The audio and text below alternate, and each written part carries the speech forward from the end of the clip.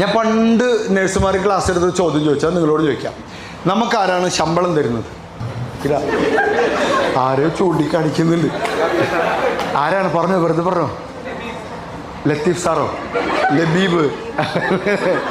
കുറച്ചുകൂടി നന്നായി ഒന്ന് ചിന്തിച്ച് പറഞ്ഞു നോക്കിയേ, ആരാണ് നമുക്ക് സാലറി തരുന്നത്? പേഷ്യൻസ് ആണോ? കുറച്ചുകൂടി ഒന്ന് ചിന്തിച്ച് നോക്കി. അല്ല, ഞാൻ ശമ്പളത്തിൻ്റെ കാര്യം എടുത്തിട്ടപ്പോൾ തന്നെ ഇവർ അത് വേണ്ട,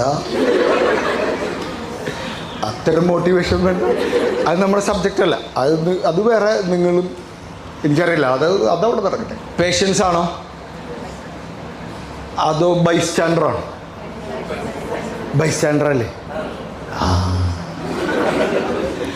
ആശുപത്രിയിലെ നിയമങ്ങളൊക്കെ ആർക്കെതിരാണ്? ബൈസ്റ്റാൻഡർക്ക് എതിരാണ്. രോഗിക്ക് എന്തും ചെയ്യാം.